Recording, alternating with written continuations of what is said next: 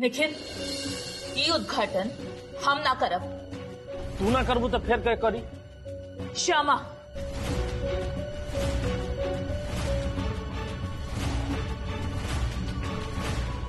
ये घर पे राज करे के मनसा पर तू हमार पानी फेर देले बाड़ू श्यामा।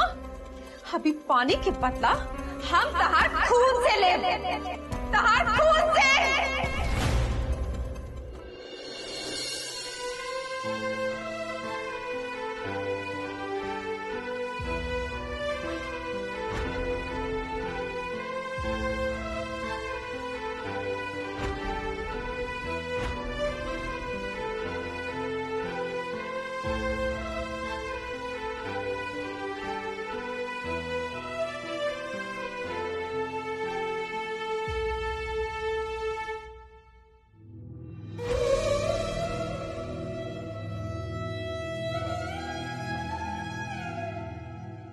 लिए हम आपके सामने घुटना पे बैठ के माफी मांगता नहीं, हमरा तो माफ करता।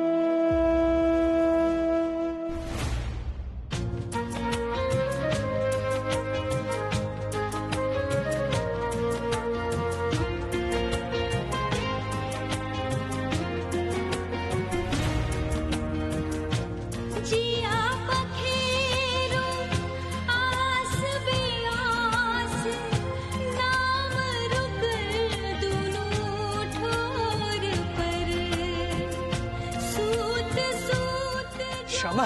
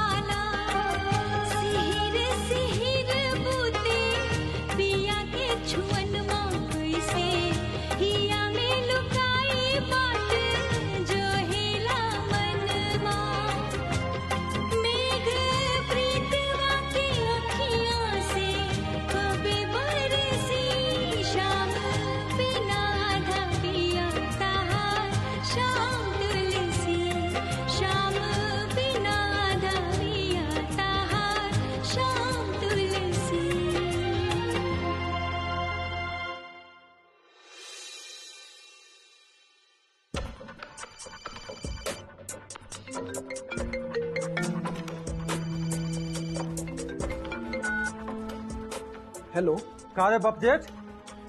बाप से बड़ बारे पता बा का काटे कहले बारे? का भइल सर? चुप सर। टका के एक्टर बताई तरह के का भइल बा, बताई तरह के।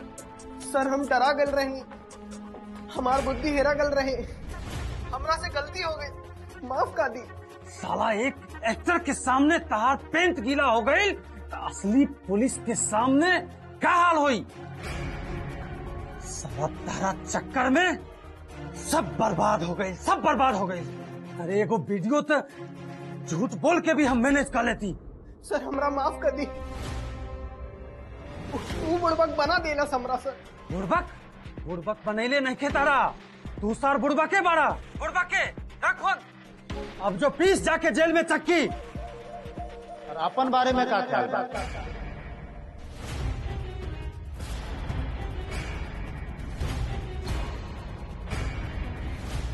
मिस्टर मिश्रा, आपके गिरफ्तारी के वारंट और साथ सबूत दुन्नू बा हमारा पास।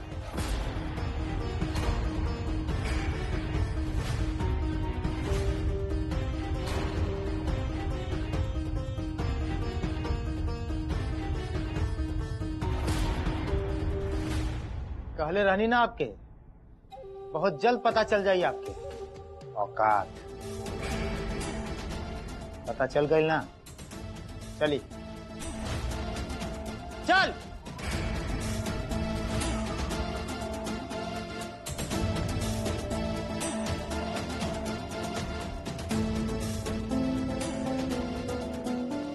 नकली वीडियो के आधार बनाकर हमारी गिरफ्तारी। कोर्ट में मनाई का। आप ही कैसे बिसर गई नी हम इस शहर के एक इज्जतदार बिजनेसमैन बने। झा परिवार भी इस शहर के एगो इज्जतदार परिवार बा। ओकरो से बार वाचस्पति मिसिर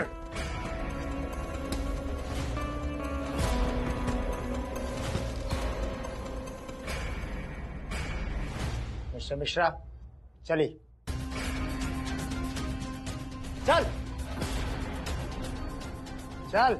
इंस्पेक्टर, अपने औकात में रहा।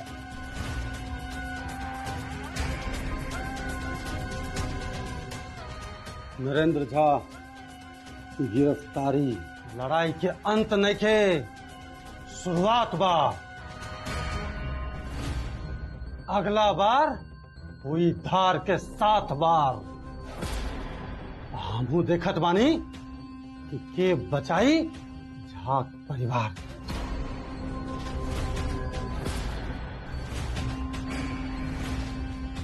इंस्पेक्टर,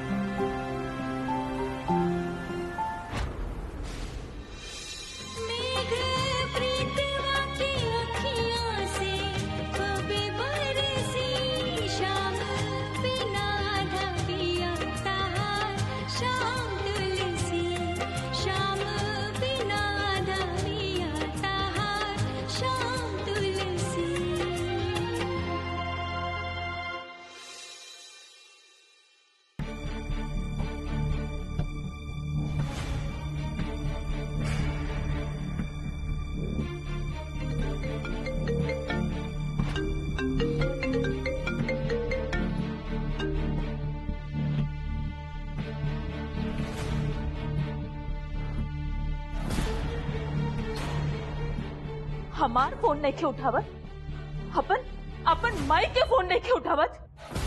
लड़की ना जरूर कौनो जादू टोटका काला टोटका जानत या। हमार लड़का पर काला जादू कर देले भी आई लड़की, काला जादू। हमार फोन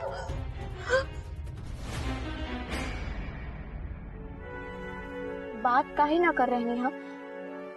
का बात बा? समझ नहीं क्या आवता का? क्षमा, अब केहू से कुछ कहे और सुने की जरूरत नहीं की। सबके सब मालूम बा। आपके चेहरा पे मुस्कान होके की चाहिए। और एक बात सुन ली, अब आपके और हमरा की दुनिया इधर से उधर हो जाए, केहू अलग ना कर पाए। और एक बात और, अब घर के बात ना घरे देखल जाए।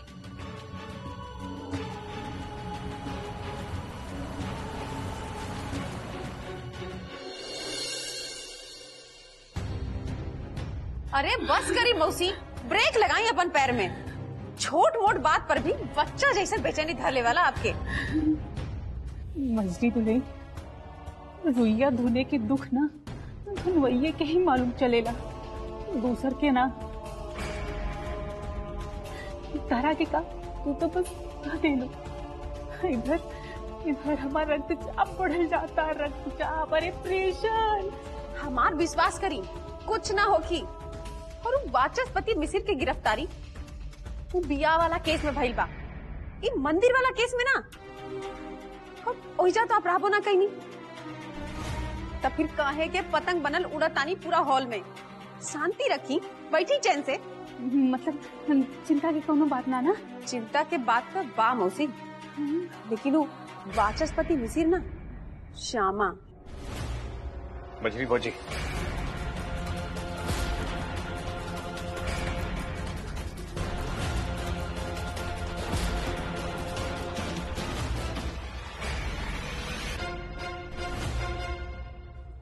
गईली महारानी जी शहर भर के भ्रमण करके।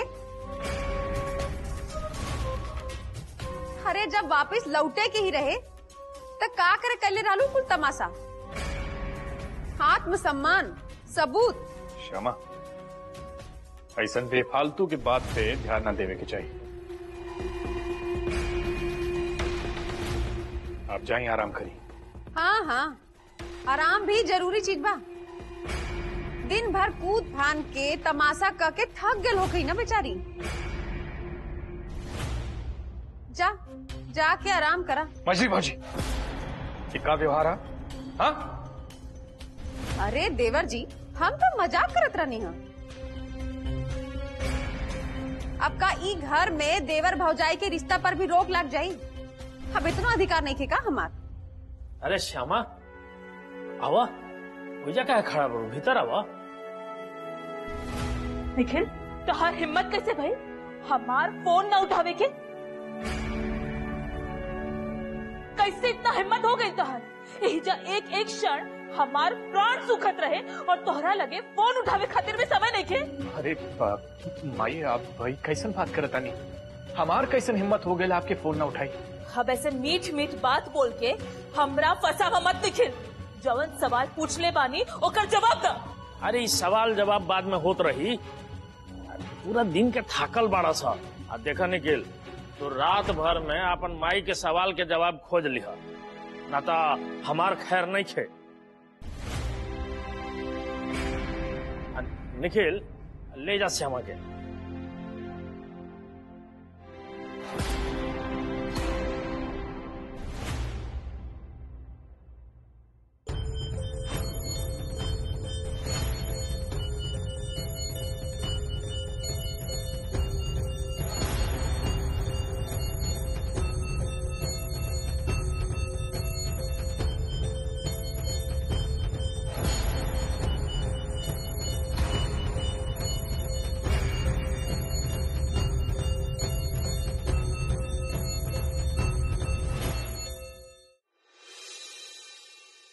हाँ, वो शादी के रिसेप्शन में ना हम 2-4 जने के भूल गए। हाँ, नाम लिखा राम नरेश यादव, पटना वाले। हाँ, है ना? और अवध नारायण के बुलाओ। अरे वाह,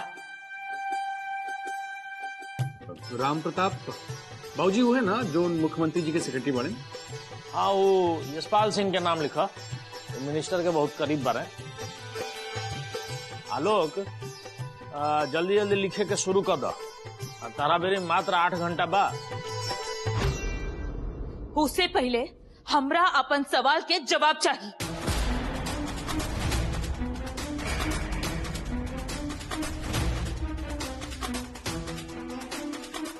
तू काल हमार फोन काहे ना उठवले रहला? जवाब दा। लोग के बादाम खा के भी यादाश्त इतना तेज ना रहेला, लेकिन तार माई के दूध आलूआ खा के ही तार माई के यादाश्त चोख बा। कृपया करके आप अपन थोर के तनी आराम देव। हम अपन बेटा से बात करतानी। हे माई, आई एम सॉरी। अब हमरा से बहुत बड़ गलती हो गई। अब देखो कान पकड़ता नहीं हम। सॉरी, प्लीज मानिए ना माई, प्लीज मुस्कुरा दे।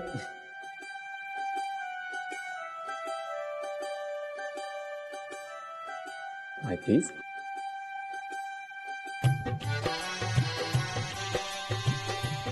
ई ला गरम गरम चाय, मूड एकदम फ्रेश हो जाएगी। हाँ,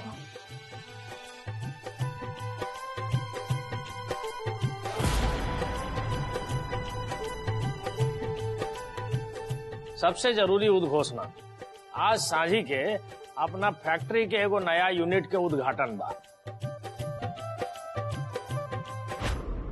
अच्छा लोग, तू राजीव और बड़की दुल्हन के फोन कैला कि ना? सबसे ऊपर लिख लो, उहे लोग के फोन करे के बा। जी बाबूजी। ओकर बाद तहार काम बा सब गेस्ट के इनवाइट करे के। बाबूजी उहे लिस्ट बनावत रहनी है। निमन निमन। निखिल। हाँ बाबूजी। तहार जिम्मेदारी रहल उद्घाटन के सब कार्यक्रम संभाले के। जी बाबूजी। अब मंजली दुल्हन, तू आलोक के हाथ बटाओ, केहू छूटे के ना चाहे। ये काम में तू माहिर बारू। आज सबसे जरूरी बात, उद्घाटन होए जाता तहार माई के शुभ आ लक्ष्मी पात्र हाथ से।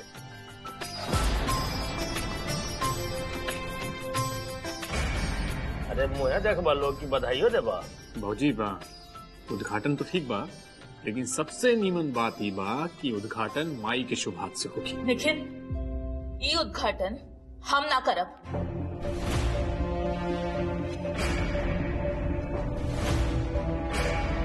ममता, अभी हंसी खुशी के बीच में तू बार बार बम काहे पटक देवे? अब रात भर में श्यामा तो कुछ कैले ना होखी, तो फिर का दिक्कत बता रहा? श्यामा के आगे भी जिंदगी बा हमार। अरे तो फिर का भइल? अरे आज ले तहरे हाथ से ये घर के सब शुभ कार्य संपन्न भइल बा। अब तू ना करबू तो फिर क्या करी? श्यामा,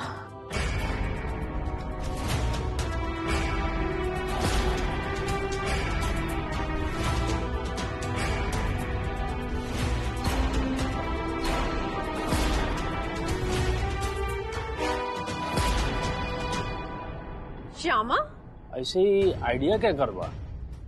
भैया के कल भैया से हमार बात भइल रहे। वो काले बारे की अगर श्यामा के हाथ से उद्घाटन होगी त शुभ होगी।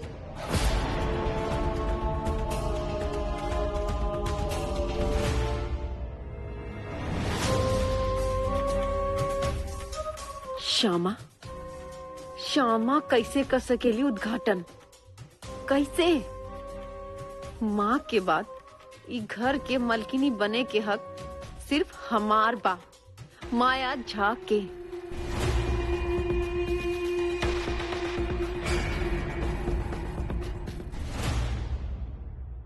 माई, इतना बड़का जिम्मेदारी हमरा से ना हो पाई। ढेर अपन बुद्धि लगावे के कौनो जरूरी नहीं थी। ई आदेश भैया के बा और भैया के कौनो भी निर्णय सर्वोपरि रहेला। बुझाइल? बात खत्म। वाह आलोक, ये बिया हमार असली पत्नी। ये पिछला कुछ दिन में हेरा गई रहल। तार मामा जी के कृपा से हमरा फिर से भेटा गई।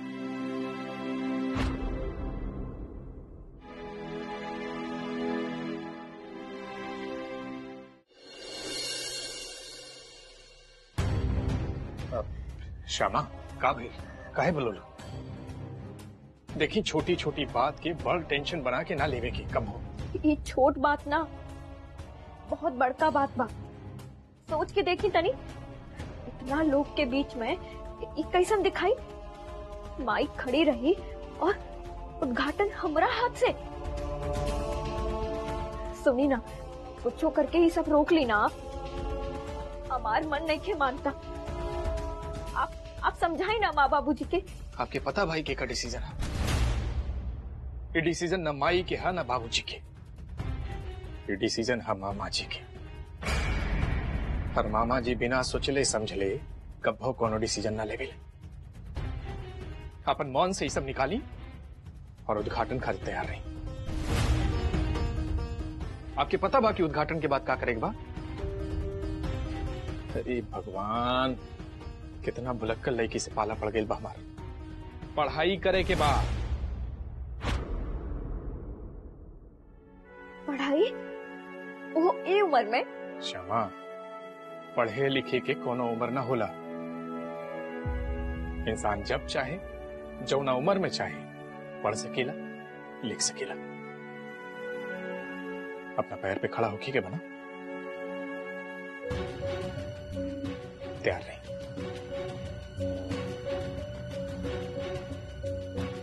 हे कृष्णा, आपन पैर पर तब बाद में, पहले ही हमरा हाथ में आप जे उद्घाटन के जिम्मेदारी पकड़ा देले बानी, वो सफल करी प्रभु, सफल करी। सफल? कौनो कीमत पर ना, कौनो कीमत पर सफल ना होके दे तारा के हम श्यामा।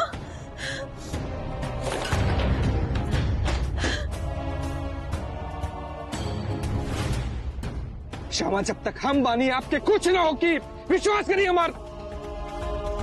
नीचे मत देखिए, नीचे मत देखिए श्यामा, प्लीज।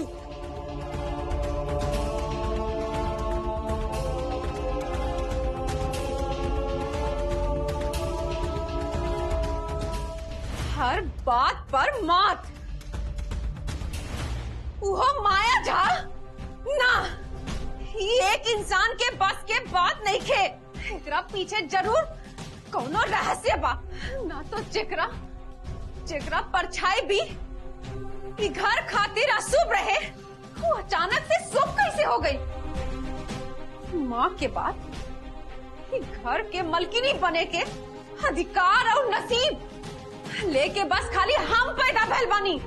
माया झा और मामा जी के हिम्मत कैसे भाई हमरा के नजरअंदाज करे के। बुढ़वा के तो हम बाद में देख ले, उससे पहले ही लोग के दिखाई कि श्यामा के हाथ घर खातिर शुभ बाकी अशुभ। ये घर पे राज करे के मनसा पर तू हमार पानी फेर देले बाड़ू श्यामा। अभी पानी के बदला हम तहार खून से ले।